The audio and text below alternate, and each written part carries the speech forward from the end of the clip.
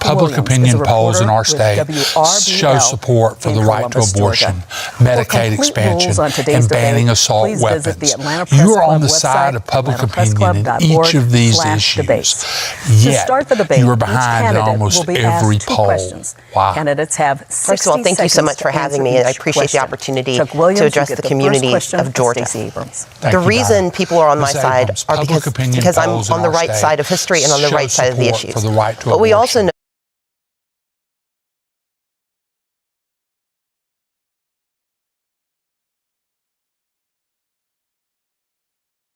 and left out of the conversation. Students who have found themselves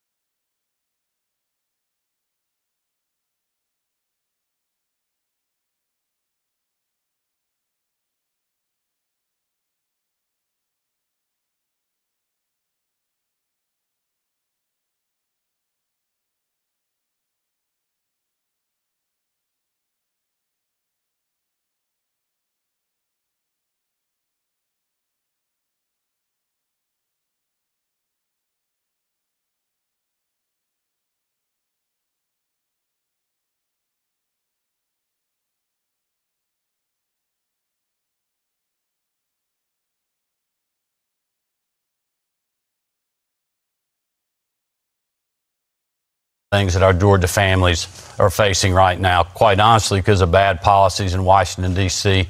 from President Biden and the Democrats that have complete control.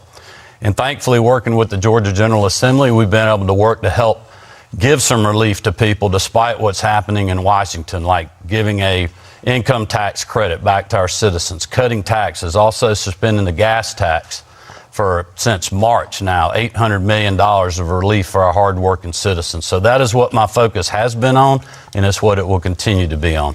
Thank you very much. Jennifer Bellamy, your question for Shane Hazel. Mr. Hazel, Georgia seems to be struggling right now in dealing with how to legally take on the issue of cannabis in the state. What do you think needs to be done here? How should Georgia address the issues surrounding marijuana? I guess a perfect question for a libertarian. We believe that cannabis is a plant that grows from earth naturally. And the hubris that the federal government has shown in making a Schedule I drug while also holding patents on it is one of those things where we find it somewhat laughable. And it is. It is a right of people. It is medicine. It is something that we can add to our industry here in Georgia and really displace a lot of what comes in from outside of Georgia.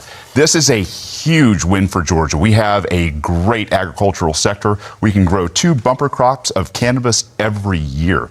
The idea that it is still illegal and that Brian Kemp has talked about this and tweeted about it as it is a good thing when we make cannabis bust and cannabis bust only is a real sign that the government in Georgia is using it for the prison industrial complex, for the law enforcement complex to go after communities that would like to see freedom in this area. So it's a right. That's how we see it as libertarians. All right. Thank you very much.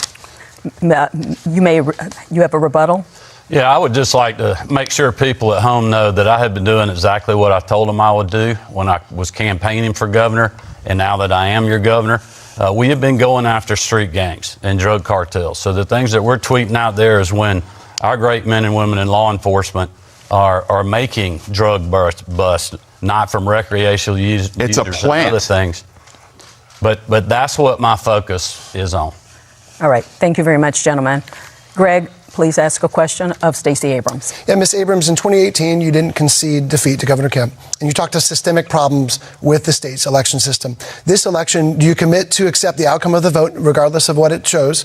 And do you stand by your use of words like rigged 4 years ago to describe the state's election system? In 2018, I began my speech on November 16th acknowledging that Governor Kemp had won the election. I then proceeded to lay out in grave detail the challenges faced by voters under his leadership as Secretary of State, including the 10+2 who were arrested in Quitman, Georgia, because they had the temerity to use absentee ballots. I told the story of students who were denied access to the right to vote, even though they had duly registered. 80,000 complaints had come in by that day, and it took 4 years of federal investigation in a lawsuit that was the longest running voting rights lawsuit in the state's in recent history that proved us right. Now, we didn't win every single claim, but we forced massive changes to the election laws. And unfortunately, Brian Kemp and Brad Raffensperger have decided to restore their greatest hits. Just today, a homeless woman was denied the right to vote in Forsyth County because she did not receive a provisional ballot because she had been challenged. As governor, I intend to stand up for the right to vote. I will always acknowledge the outcome of elections, but I will never deny access to every voter, because that is the responsibility of every American to defend the right to vote. Thank you, Brian Kemp. Rebuttal, 30 seconds. Well, I would just say that Ms. Abrams is going to do a lot of attacking of my record tonight because she doesn't want to talk about her own record. In 2018, in the governor's race, we had the largest African-American turnout in the country. She said that Senate Bill 202, our Recent Elections Integrity Act, what we passed 2 years ago, would be suppressive in Jim Crow 2.0. Just this past May in our primaries, we again had record turnout in the Republican primary and the Democratic primary. In Georgia, it's easy to vote and hard to cheat. And I'd like to add just a second here, as the Libertarian. 30 seconds for you. Although you will push for people to have access to going to the polls and voting, you're not pushing ballot access. This is a huge oppression for people like the third parties, the people that want to get their people on the ballot. We have, I think, 20% Democrats, 20% Republicans in the state of Georgia. That leaves 60% of people in Georgia unrepresented by ballot access laws that both of them support. 30 seconds, Ms. Abrams. Actually, to correct Mr. Hazel, I co-sponsored legislation to expand ballot access because I agree with you that third parties should have better access to the right to vote in the state of Georgia. I co-sponsored it with one of our independents in the state legislature. But let's be clear about ballot access and voter access. Brian Kemp was the Secretary of State, and he has assiduously denied access to the right to vote. We know that the right to vote is the only way that we can make the changes we need in the state, the only way we can make the changes we need in this country, whether it's access to the right to an abortion, the ability to take care of our families. We need a governor who believes in access to the right to vote and not in voter suppression, which is the hallmark of Brian Kemp's leadership. Thank you very much. We're going to move on. With all due respect, I was called out. I would like to just the record reflect, as my time as Secretary of State, I'm the person that created the online voter registration system in this state, where any Georgian can vote, register to vote 24 hours a day, 7 days a week. So for someone to say that we have been suppressive in our state when we've seen turnout increase over the years, including with minorities like African Americans, Latinos, and others, is simply not true. And again, Ms. Abrams is going to lie about my record because she doesn't want to talk about her own. All right, we're going to move on here. And that's the case. We're going to move on here, Mr. Hazel. Jennifer, your question for Brian Kemp. Governor Kemp, several hospitals and medical centers across the state have announced or gone through with plans to close their doors, leaving a gap in care and a reduction in services at a time when our healthcare workers are already suffering from burnout, from increased demand and workloads. Many are now facing care that will be delayed or unavailable, while our state's capital will soon have only one level 1 trauma center. What will you do to ensure Georgians have access to critical healthcare services and hospitals? Well, I would just remind voters at home there's also hospitals being built across this state and new options for people for health care. Look, the AMC situation was something that was thrown on a lot of political leaders, including me. But instead of complaining about it and doing the blame game, I went and worked with Fulton County, with DeKalb County, with Democrats to come up with a solution that put state resources into Grady to help make sure people have the access and the care that they need in our state. And I'm committed to continuing to do that in the future. All right. Shane, I'm sorry. Chuck, you get the final question to Shane Hazel. Thank you. Mr. Hazel, you ran for Congress in 2018. That was just 4 years ago. You ran as a Republican. You got less than 30% of the vote in the Republican primary. What happened between then and now that made you a Libertarian? Oh, I actually came back to my roots as a Libertarian. We believe in freedom. We saw what the Republican Party was. We saw what the Democratic Party was. They are force and coercion. No matter what they talk about, it's force and coercion. Whether it's certificate of need for hospitals, whether it is taking guns away from law-abiding citizens. It is always force and coercion at the point of a gun from the Democrats and Republicans. To look at life through consent, the eyes that, hey, we can all have transactions. We do it every day in the private sector. 99.9% of us go throughout our day without raping people, without murdering people, without pointing guns at people to take their property. That is not what the government does under Republicans and Democrats, period. That's how I became a Libertarian. This is why we're going to send this thing into a runoff. And if people were really looking for something to change, you'd vote Libertarian. You'd send a message to both of these parties, because one of these people will most likely be the executive in a rigged system, that you want to be more free. Thank you. That concludes the first round of the debate. The candidates will now ask a question to each of their opponents. Candidates will have 30 seconds to ask the question, 60 seconds to respond, and the candidate who asks the questions will have 30 seconds for rebuttal. By random selection, Brian Kemp, you may ask the first question to Stacey Abrams. Well, thank you very much. As many people know, I have over 100 sheriffs endorsing my campaign, several of which are Democrats. And my question for Ms. Abrams tonight is how many sheriffs statewide have publicly endorsed your campaign? Mr. Kemp, what you are attempting to do is continue the lie that you've told so many times. I think you believe it's the truth. I support law enforcement and did so for 11 years, worked closely with the Sheriff's Association. I'm probably the only person standing here who's ever actually written a SOP for police department when I was working for the city of Atlanta. But I have two brothers, one who has committed crimes, and I want his victims to be able to call the police and get the help they need, and I've always supported that right. But I have another brother who has faced being pulled over for driving while black when he was coming back from his job as a social worker. Unlike you, I don't have the luxury of relying on slogans to describe my position on public safety. I believe that we need safety and justice because I love both of my brothers. And like most Georgians, I lead a complicated life where we need access to help, but we also need to know that we are safe from racial violence. While you may not have had that experience, too many people I know have, and that is why I will always stand up for making certain that safety and justice are the conversations we're having in Georgia and the delivery we have as the next governor of Georgia. Thank you. 30 seconds, Mr. Kemp. Well, I would just tell people that, look, I support safety and justice. But Ms. Abrams refused to answer the question, so I'll let you know that the answer is zero. No sheriffs are endorsing her statewide because of her stances on wanting to defund the police, eliminate cash bail, and serving on the boards of organizations like the Margaret Casey Foundation that supports and gives grants to organizations that are promoting the defund the police movement. If I may respond, because he actually lied there. Yes, I do have the support of sheriffs, but unlike Mr. Kemp, I do not make it my plan to list every person who supports me. I have the support of sheriffs. I have the support of advocates. I have the support of victims. I have the support of those who want to be treated fairly in our system.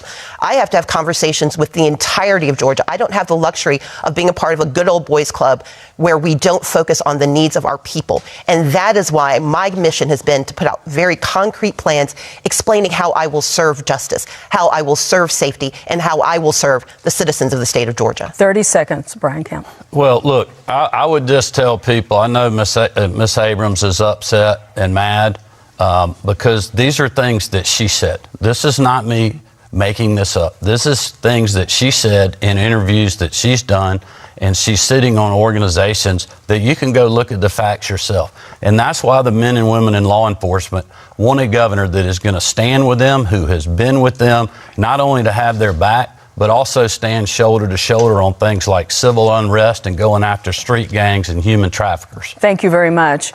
Stacey Abrams, you get the next question for Shane Hazel. Mr. Hazel, Republicans and Democrats have raised the alarm over the rise in the Chinese Communist Party-backed companies purchasing American farmland. To date, they've purchased more than 1 million acres of farmland in the state of Georgia. Would you agree with Mike Pompeo that allowing those purchases in the state of Georgia is a sign of madness? And would you be concerned about the national security implications of the Chinese Communist Party purchasing this land with the support of the state of Georgia? I see the setup for this question. I understand why it was projected at me. As libertarians, we believe that you own your property and that the state can't take it away from you and can't sell it or can't determine who you sell it to. The CCP, obviously, which is going through its own internal unrest right now, I believe is probably purchasing this with things like central bank digital dollars and yuan, which are also coming down to a critical nature where people are in uprising in China. What we need to look at is how these purchases are being made. Are we accepting fiat, CCP, yuan in Georgia as an actual currency? It's about as good as the U.S. currency, the fiat currency that we're about to have hoisted on us in terms of a CBDC. I'm not going to tell you or anybody else as governor how or who to sell your property to. And I imagine that in the end, the free market will work itself out. Thank you. Stacey Abrams, 30 seconds. The state of Georgia is watching our farmland be purchased by the Chinese Communist Party. And while that is not normally a conversation that we have, it is something that we should be concerned about. Agriculture is our #1 industry, and Georgia has 13 military installations. The fact that the state of Georgia is working with the Chinese Communist Party, using one of their technologies that both Donald Trump and Joe Biden have warned is very much a national security threat, should be of great concern to every Georgian. This is not about being concerned simply about who's owning the land, but it's about how much access to our information they have because of the state. Thank you. Shane Hazel, you may ask your question of Stacey Abrams. Yeah, I'd agree with you. The military-industrial complex is a big problem. It is. And the fact that we have people trying to come here to, I don't know, get a backdoor into our military, I think one of the things we should be talking about as Georgians and as executives is the Defend the Guard Act, where our military has been used very, I don't know, haphazardly around the world to go and take resources from the Middle East or now in Mr. Ukraine. Hazel, your question. This is my question to who? To Stacey Abrams. Oh, we've already switched gears. Yes. My question to you, I'm sorry. It's okay. I have hearing problems, guys. My question to you is, I mentioned CBDCs. As the executive of Georgia, when we come into a CBDC from the Federal Reserve, will you, as the executive, accept this CCCP-style currency? I believe that the conversation about currency is a complicated one. And part of the challenge we have is how this currency is transmitted, the very real security threats with digital currency, the hacking and mining of that digital currency should concern all Georgians. As the governor of Georgia, I will work very closely with the Federal Reserve, but also with the innovators and the entrepreneurs who do see an opportunity. But before we take a step forward that could put us at risk, our responsibility is to understand the complexity of what is happening with these transactions. And as exciting as it is, we also know it's deeply problematic when we do not have the adequate safeguards in place. That's one of the reasons I've raised concerns about WeChat and about the purchase of farmland. But what we know overall is that we need a governor who's conversant in these issues, who understands that, for example, in the state of Georgia, we have access to $3.5 billion in American currency that could be delivered tomorrow to save our hospitals and to save our lives. But our current governor has refused to accept those dollars. My intention is to do what's best for the state of Georgia every single day. Thank you. Shane Hazel, you get a 30-second rebuttal. Yeah, working with the Federal Reserve, who's got us into the mess that we are in right now because of a centralized fiat currency, it will be absolutely worthless. They will be dangling carrots in front of the governor, in front of the executives, in front of the legislature to do exactly what their mandates are. If they are mandating that they take the property of people, then they will do it. If they want to invade your homes, your privacy, your businesses, they will do it because of CBDCs. All right. Stacey Abrams, please ask your question to Brian Kemp. Absolutely. Mr. Kemp, under your leadership, there is currently a 100-year gap between minority-owned businesses and majority-owned businesses. Although minorities comprise 48% of the population, they only generate 12.2% of the business revenue in the state. And under every analysis that we have seen, it will take 100 years to close that gap, given the current process that you have in place. You served 4 years in the Senate, 8 years as Secretary of State in charge of businesses. You served 4 years as governor. What are your concrete, specific, targeted plans to decrease and address the racial equity gap currently facing contracting and purchasing for minority-owned businesses? Governor Kemp? Well, I would remind Georgians that the first part of my plan was keeping our state open for business and allowing all business people and working Georgians to work when Stacey Abrams was criticizing me for doing that. Also pushing to get our kids back in the classroom when, again, Stacey Abrams was criticizing me for doing that. A lot of Georgians, including African Americans and other minorities, cannot go to work if their kids are not in the classroom. We have the lowest unemployment rate in the country for African Americans. We also were named we're in the top 10 of the states for black entrepreneurship in the state of Georgia. So our economy is incredible, and we will continue to work with all of those entrepreneurs in the days ahead and working class Georgians, because we are the ones that have been fighting for you when Miss Abrams was not. We were giving tax refunds. We were doing tax cuts. We were suspending the gas tax to help you deal with 40-year high inflation when she was criticizing us. Stacey Abrams, 30-second rebuttal. I would point out that Mr. Kemp did not address the needs of purchasing and contracts for black and brown-owned businesses, which is what he has refused to do for the last 16 years.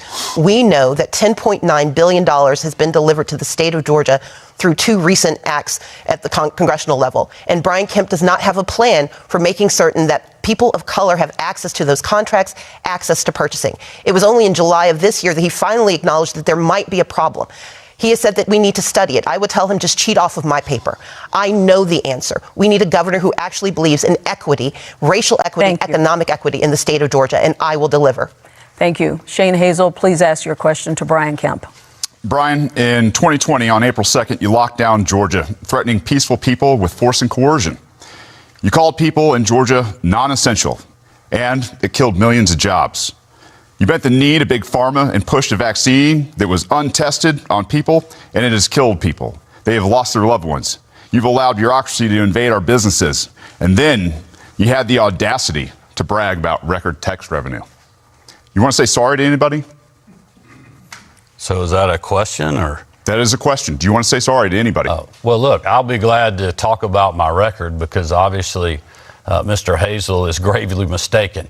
If you look at the executive orders that I signed, we said every business in Georgia was essential. There was a few that we asked to help us stop the spread, flatten the curve, build PPE supplies and hospital bed capacities, because unlike him, I was getting the calls from hospitals saying, hey, we are out of surgical gowns. We're out of masks. We need ventilators. And we were literally working 24/7 to supply those items while also keeping our economy open in this state.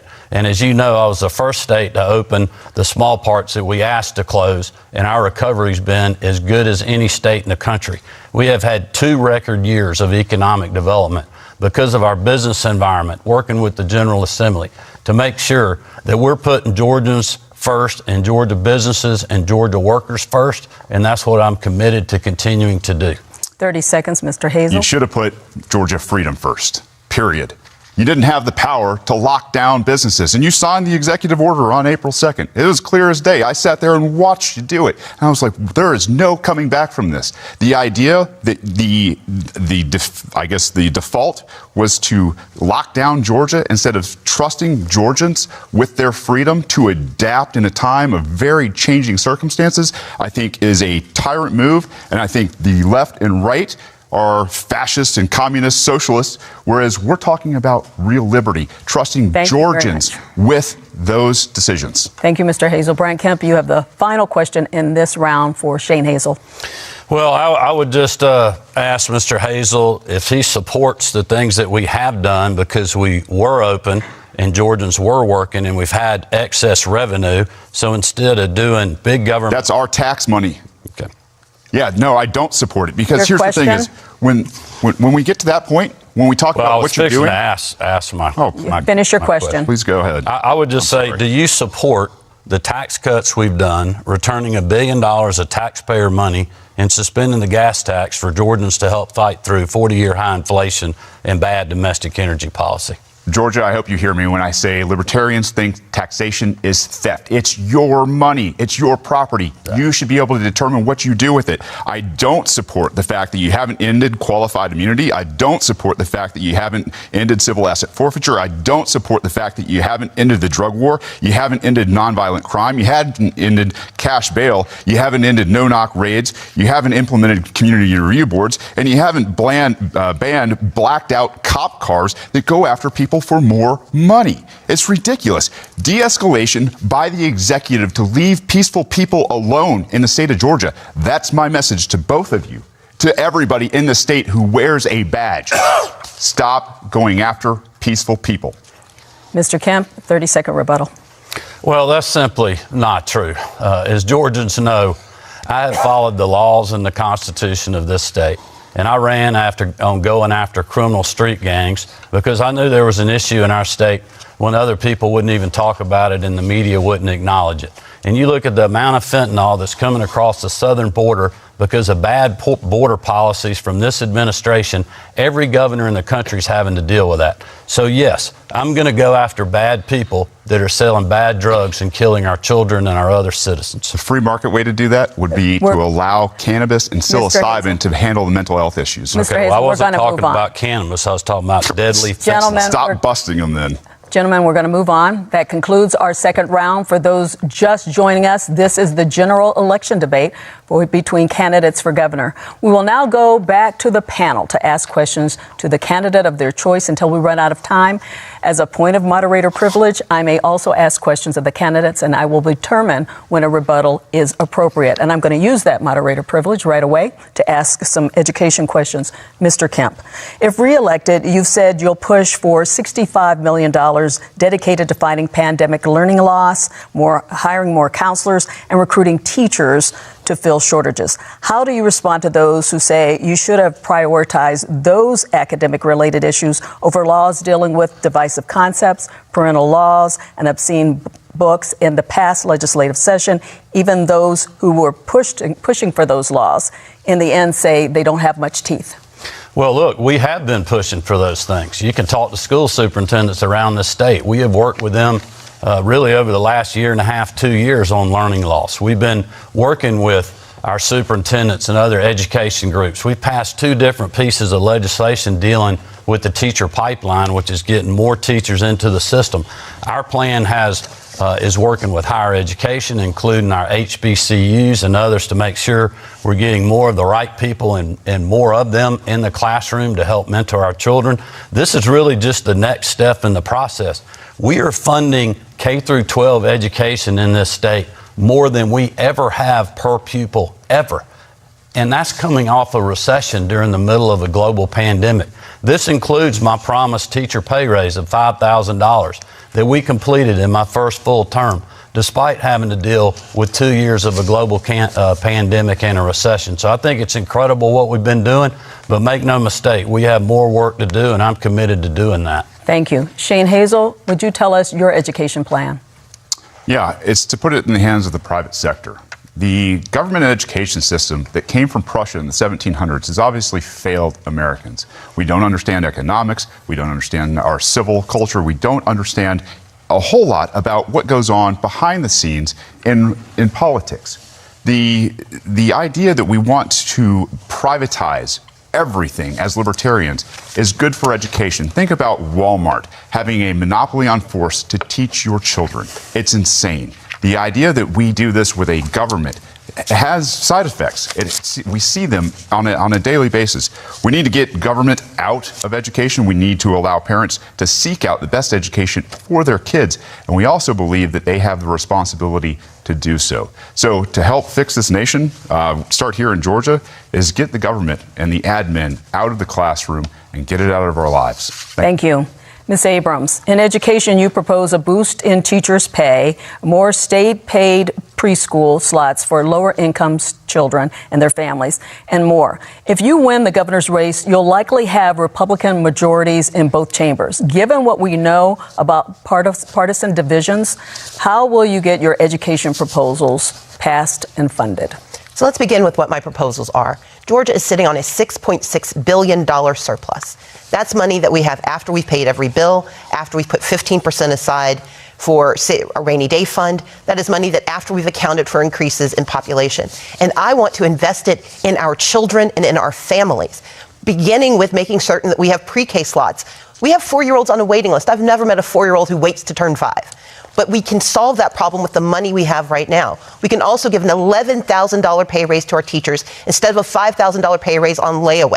We can make certain that we are increasing access to the pipeline because teachers aren't in the pipeline because they can't make enough money to take care of themselves and their families. And that is why under this governor, we have a 67% retention rate. Any other CEO who lost more than 30% of their workforce would be fired. And that is why my plan is to use the resources we have today to plan for today and tomorrow. We've got the money, and we have economists in Georgia and national economists who have looked at my plan, and they say it works. Check my plan out at StaceyAbrams.com.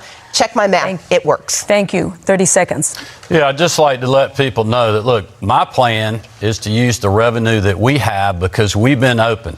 If Stacey Abrams had been your governor over the last 4 years, you wouldn't have that excess revenue because she wanted the state to stay locked down and criticize me when I opened it back up. We have, in fact, been using this revenue, and will do so in the future, to do another income tax refund and put the money back in your pocket. We're also going to do a property tax relief grant one time that helps you with rising property values and rising property taxes that the counties are not rolling back. Thank you very much. If I may respond, because 30 seconds. This is going to go back and forth between the Democrats and the Republicans. If they keep attacking each other, I'm going to say we've got to move on. Ms. Abrams, 30 seconds. For Mr. Hazel, we've got to move on. We're not going to be excluded from this. I'm not excluding you, but he did refer to her, so we are going to have her speak first. You're going to take money and property from people that don't even attend your schools because they don't agree with them. We want to move on. Ms. Abrams? I want to point out 3 things that were inaccurate. One, I urged caution because any leader should privilege the lives of those they serve. 38,000 people died in Georgia. We have one county where 1 in every 100 Hancock County residents perished under this governor. And so, yes, I urged caution. But I also urge good math. We have the money in our accounts to do what is right. Money not delivered by Brian Kemp, money delivered by federal Democrats, and money that is delivered by hardworking Georgians who have generated the surplus, and they deserve investments in their lives. And the income taxes that we keep hearing about, 50,000 people are getting $500 million. The rest of us are going to see $193. Thank you. That is not a good return on investment. Shane Hazel, 30 seconds, please. It's stolen money. All of it's stolen money from people who have property. The fact that we have property tax in America has got to be one of the most un-American things I've ever heard of. There are a lot of us at homeschool because we don't believe in the government school system, and we are still fleeced every year to the tune of thousands and thousands of dollars to pay for a broken school system that we don't agree with. That's both of you guys. Well, Don, with all due respect, Ms. Abrams called me out again. All right. About these 30 seconds, and then we really are going to move on. But the federal money that we're able to use right now and spend is because our state was open, and we didn't have to use this federal money to backfill state revenues, which has put us in an incredible position to move forward in our state. Mr. Kemp, we're one of several states that have had the same exact experience. It is disingenuous to claim not having a conversation. We're going to move on. It's the people's money. We're going to move on, gentlemen, and Ms. Abrams. Greg Bluestein, you have the next question. Ms. Abrams, I'm going to go back to one of Donna's underlying questions, which is the how issue. Absolutely. You've staked out dozens of policy proposals that would have to win approval from lawmakers, including Medicaid expansion, including several of the proposals you outlined here today. But it's highly likely the legislature will remain in Republican control. How are you going to win approval of these measures when in the face of staunch Republican opposition? Well, I don't actually believe there is staunch Republican opposition. I served in the legislature for 11 years, and every day during my tenure, I worked across the aisle to get good done. They put it in my title. I was minority leader, meaning I couldn't win unless I could work with others. That is why I'm the only person I know of who got an A rating from the Georgia Chamber of Commerce and the Friend of Labor Award for the same work in the same year. The work that I do is working with people to find out how we get solutions. Medicaid expansion is a perfect example. We have 19 hospitals at risk of closure, joining the 6 hospitals that have closed under this governor. We are sending a Brinks truck of $3.5 billion of our money to Kentucky, to Louisiana, to Ohio, because this governor will not accept the money. And the resources that we need in our state will come to our state when we have leaders willing to work across the aisle to bring our money home. But it's more important than that. It's about how do we take care of our families? How do we make certain that we're addressing high housing prices? How do we tackle the issue of gun violence? How do we support our freedoms and protect our people? And we need a governor who can do the math, but also do the morality of making sure we take care of every single Georgian. Thank you, Ms. Abrams. Governor Kemp, you have 30 seconds. Well, I would just say that one way we deal with gun violence is to take the bad people that are doing the shootings and lock them up and not in cash bail like Ms. Abrams wants to do. But listen, she's also said that the silver bullet on health care is Medicaid expansion, adding 650,000 people. Well, there's been 600,000 people added to the Medicaid rolls since I've become governor. And the problem is it's a broken government program that she wants the government to decide your health care that will also kick 200,000 private citizens off their private sector health care. Thank you. If I may respond. 30-second rebuttal. Just talk about this. He called her name. Second. Ms. Abrams, you have a 30-second rebuttal. This is ridiculous. Number one, Medicaid expansion will allow 500,000 Georgians who are working people to get access to health care. That is a good thing in a state where we have people dying every day from cancer, from issues with health, issues with diabetes, issues with heart disease. But number two, the 600,000 people that he references who are on Medicaid, they are put there because of the public health emergency. And when that ends, they will lose health care, which will add more people who are on the streets unable to get health care. Under this governor, we've lost 6 hospitals. We have ambulance wait times that are excessive, and our people need relief, and they need their money back. I would like to weigh in. We want to give our panelists a chance to ask more questions. So, Chuck Williams, it is your turn to ask a question, Mr. It's insane. Governor, the Democrats have controlled the U.S. Senate for 2 years because Georgia shifted from 2 Republicans to 2 Democrats in January of 2021. One of those seats was held by Kelly Loeffler, a person you appointed to that post. She then lost to Senator Warnock. Do you wish you had made a different choice when you selected Kelly Loeffler? Well, no, not at all. I mean, I was excited about her candidacy. I know she worked extremely hard. It was a very challenging environment in 2020. And I think it goes to the point that in 2020, watching that election, I learned a lot of lessons. You know, a lot of the things that we haven't been doing with the ground game from a political perspective, we are now doing. Making sure that when we're campaigning, that we're making sure what we know the differences are with the candidates. But also, we got to be for something. And what I'm for is doing another $1 billion tax rebate, for doing property tax relief grants, for continuing to strengthen rural Georgia and run rural broadband like we have been doing, that we started this program long before the pandemic hit. Doing economic development projects where 74% of the investment of over $30 billion over the last 2 record years is going to rural Georgia. Over half the 80,000 jobs that are going with those projects outside the 10 metro counties in rural Georgia. And I'm committed to doing that in the future. Mr. Hazel, if you would like to have 30 seconds, you may. Thank you very much. The state of Georgia needs a governor who understands econ. The $200 trillion of unfunded liability in this country, as a veteran, understanding that we have a veterans health care system that is in shambles. They treat you as a liability, and they will throw pills at you every chance they get. They won't actually address your health. There is no way on earth we're going to expand that to the rest of the 99% of the country. It's a fairy tale, and it doesn't exist. That's why the economy is collapsing, because they continue to print trillions and trillions of dollars and hike interest rates at the same time. Policies like that are going to do the same. Thank you. Jennifer Bellamy, it's your turn to ask a question. This question is for each of you. What do you see as the biggest challenge facing Georgia and Georgians, and how do you think it should be addressed? What will you do as governor to address that challenge? Let's start with you, Stacey Abrams. Gang crime is up. Gun violence is up. Housing prices have skyrocketed. Equity investors have purchased 30% of the homes in the state of Georgia. We have 1.4 million people without health insurance who cannot see a doctor when they need one. We live in a state of fear.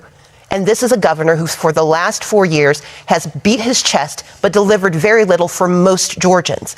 He has weakened gun laws and flooded our streets. He has weakened our privacy rights and women's rights. He has denied women the access to reproductive care. The most dangerous thing facing Georgia is 4 more years of Brian Kemp. We need a governor who actually understands the math and the morality. We need to understand that, yes, we have veterans, like Mr. Hazel pointed out, who can't get access to health care in part because they're not fully covered by VA benefits and will only get health insurance if we expand Medicaid. We have seniors who are being forced out of their homes because this governor refuses to address the issue of housing crises. In fact, he told an audience that he didn't want to upset investors by giving local authorities control over housing prices, letting them address the issues. We need a governor who will do more for more Georgians. I want to give each one of them a chance to answer Jennifer's question. Shane Hazel. The biggest problem facing us is the economy. But to quote the great Rothbard, the man who puts all the guns and all of the decision-making power into the hands of a central government and then says, limit yourself, is he truly the impractical utopian?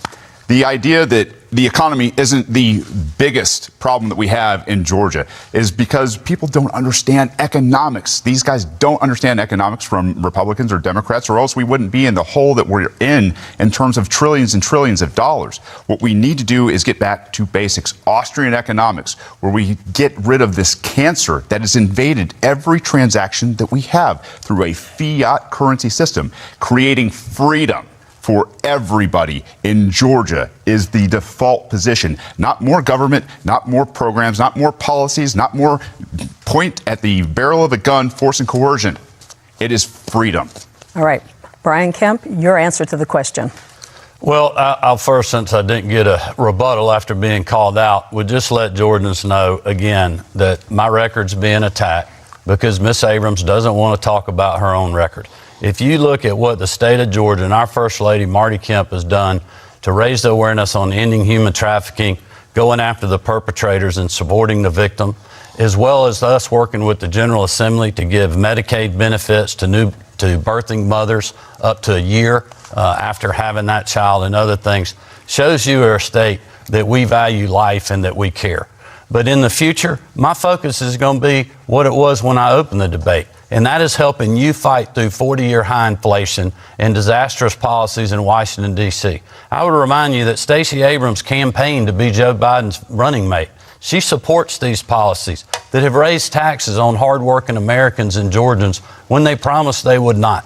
We're working with the General Assembly to help you fight through that by suspending the gas tax and giving your money back. Thank you very much. Pocket. Thank you very much. Greg, your next question. Governor, I want to stay with you and talk about something that just came up in the last exchange a little bit.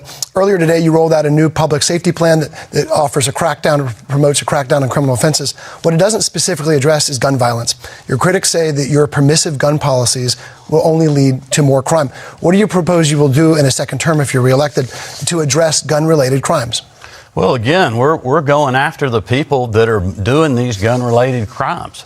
I mean, and that's what we're doing, going after street gangs in this regard. You know, during the pandemic, when I was talking to people about how we were responding and what we were dealing with, I was hearing from educators and athletic directors and other people saying, Governor, we got to get our kids back in the classroom because we're losing them. We're going to lose them a decade of children because these kids that we're recruiting when they're 13, 14, 15-years old to be on the ball field or be in the band or be on the robotics team or what have you, extracurricular activity, they're being recruited by street gangs because they're not in the classroom. So those are the kind of things that we are focused on to make sure that these kids are under the right environment. And my new public safety plan is stiffening penalties for gang members that are recruiting our children. And I believe that most Georgians support that, and I'm committed to working with all law enforcement to make a dent there. Thank you. Chuck Williams. This is for Governor Kemp and Ms. Abrams. Columbus, Macon, Atlanta, and other communities have benefited from a Georgia State Patrol task force that has helped augment police coverage in those cities and some others over the last year. What can be done to make sure that local agencies that are short on officers can handle these policing duties without having to rely on the state? Ms. Abrams? Well, Yes. you actually asked Mr. Kemp. I said for both. Okay, Yeah, it's for both. Governor. Yeah, look, I'm glad to answer that question. The crime suppressing unit that I asked Colonel Wright to put together during civil unrest, when I grew tired of local elected political leaders that wouldn't let their local law enforcement go after dangerous people during civil unrest, that had no chase policies, where street racers and street gangs are terrorizing our citizens, I told Colonel Wright I wanted a plan, I wanted to know how much it's going to cost, and I want to know who we're going to work with. And that's why the State Patrol, GBI, Department of Natural Resources, game wardens, working with the Fulton County Sheriff, who's helped us with jail facilities, the Atlanta Police Department, we went and put a plan together to start going after street racers and going after violent criminals and have more boots on the ground. We've done the same thing in Columbus, we've done it in Macon, we've done it in Savannah, and we'll do it wherever we're needed. This is not our job. We're using funds from the governor's emergency fund to help pay for these dollars. And thankfully, the General Assembly supports that because we've been in the fight when others were not. Thank you. Ms. Abrams? Street gangs did not shoot 6 Asian women going into a gun store, getting a weapon, and murdering women in less than an hour. Street gangs aren't the reason people are getting shot in grocery stores and in parking lots and in schools. Street gangs are one part of the problem, but we have a governor who has weakened gun laws across this state, flooded our streets with guns by letting dangerous people get access to those weapons. Georgia does not have a waiting period. We do not have universal background checks. And one of the few permits that we had that was helping keep us safe stopped 5,000 people who should not have had weapons from getting them, got weakened by this governor with his criminal carry law. As the next governor, my intention would be to actually give the people who do 90% of law enforcement the support they need. We know that they have asked for at least $136 million so they can recruit and retain officers. I am the only candidate who's put in place a plan for at least $25 million in grants, not loans, to go to these local law enforcement officers so they can recruit and retain officers so that their officers aren't working 2 or 3 jobs simply to make ends meet. Thank you. Before your rebuttal, Governor Kemp, Shane Hazel, you may respond to this question. You keep going back to guns, Stacey, and I think it's going to be your undoing here in Georgia. Georgia, we're going to have less and less gun laws, whether it's under Republicans or Libertarians. Libertarians don't believe in any gun laws. We believe that you know how to best protect you and your property. And the biggest mass murderer in history is government. It's not private citizens. Most private citizens, like I said before, go throughout their day without doing any harm to anybody. However, the people in the government with all of the guns still go after people with a badge when they shouldn't have to. In Holly Springs, Georgia, I introduced the Helios Initiative, where we got rid of civil asset forfeiture. It was a one-page bill through decentralization, nullification, using the Constitution that made the officers in Holly Springs safer because they don't have to go out there and they don't have to harass people of color while driving while black. They don't have to go out there and look for drugs. They don't have to go out there and do any of these things because civil asset forfeiture is also the government stealing more than criminals, hardened criminals, from anybody and everybody in the state of Georgia. Thank you. Governor Kemp, 30 seconds. Well, thank you. I would just let people at home know the largest, fastest growing segment of the population that's buying handguns and firearms is African Americans and females. You know why? Because the criminals are the only ones that do have the guns. You have local governments that are holding up concealed weapon permits that are keeping law-abiding citizens from being able to simply use their Second Amendment right to protect themselves and their property and their families. I will certainly support that. Thank you. Mr. Hazel, may I respond? Yes, 30 seconds. Let's be clear. I believe that we can protect the Second Amendment and protect second graders at the exact same time.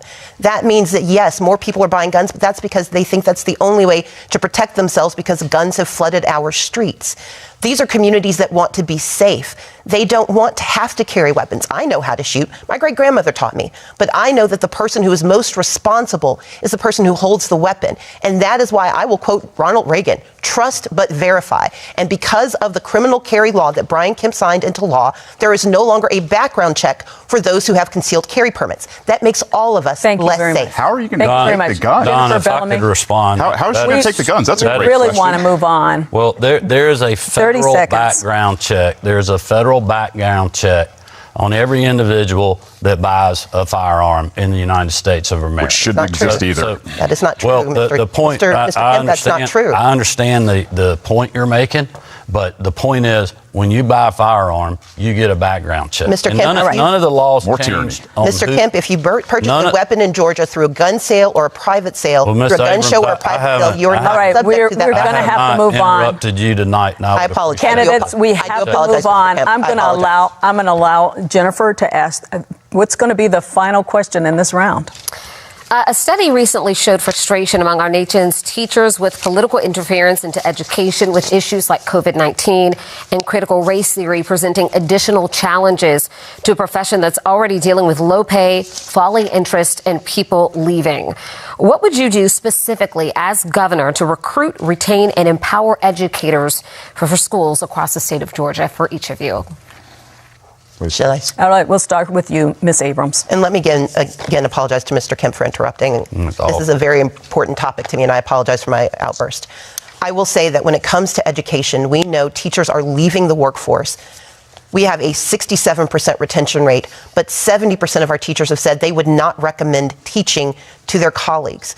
That is because of low pay, because of overregulation, because of high stress, and because they believe that they are being told to teach to a curriculum that does not reflect the values and needs of our students. When a teacher is told that you have to lie to a child, which is what happened with the divisive language, the divisive concepts legislation, teachers are not being able to teach the whole history of our students. They're not able to tell their children what they need to know. As the next governor of Georgia, I will repeal those laws. I will increase pay, and I will make certain that all of our teachers can start and continue through their time well paid and well protected and well supported by the government. Unfortunately, we're running out of time, so only 45 seconds. So, Brian Kemp? Well, I would just say this is exactly why I did the $5,000 teacher pay raise that I ran on in 2018. We've also done a Parents' Bill of Rights to have parents fully engaged with their schools to make sure that they know what's happening in their kids. Quite honestly, people are tired of their kids being indoctrinated in the classroom.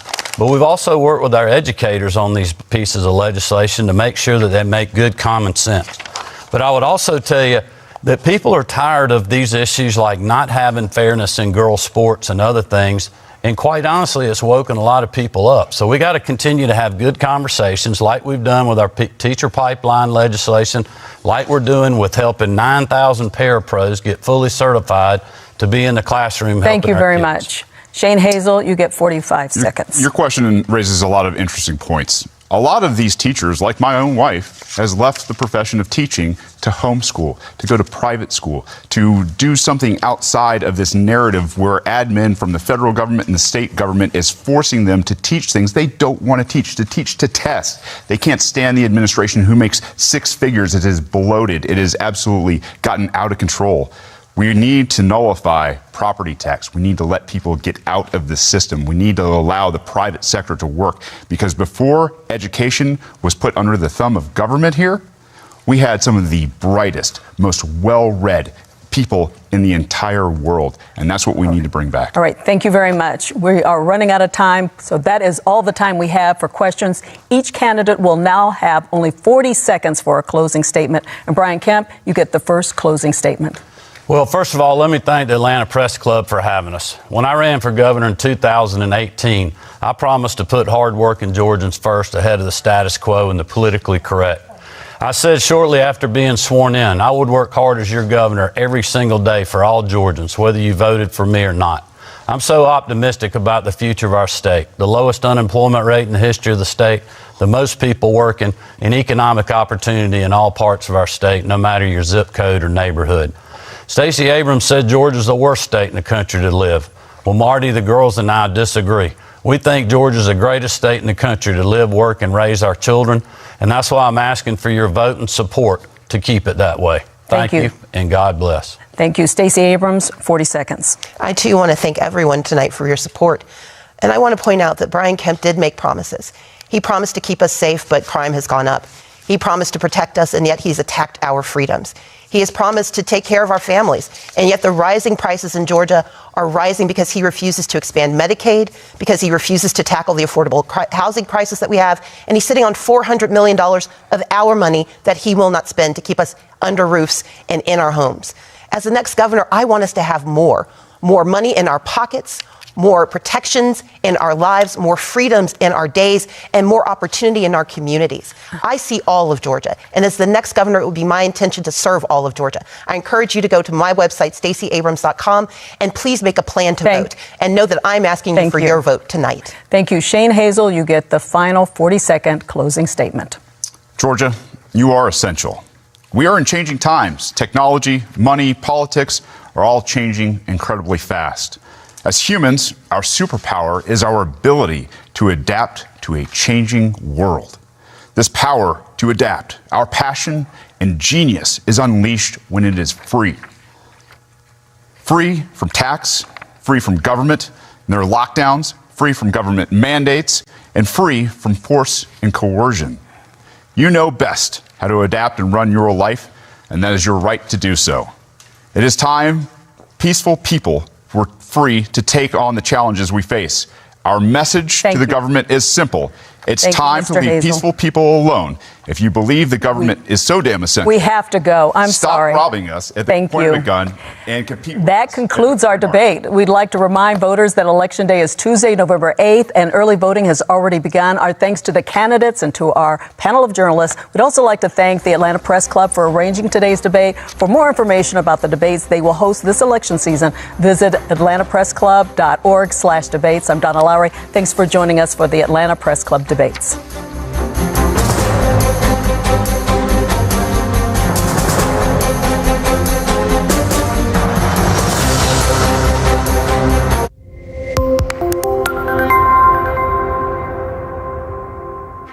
We press on for you.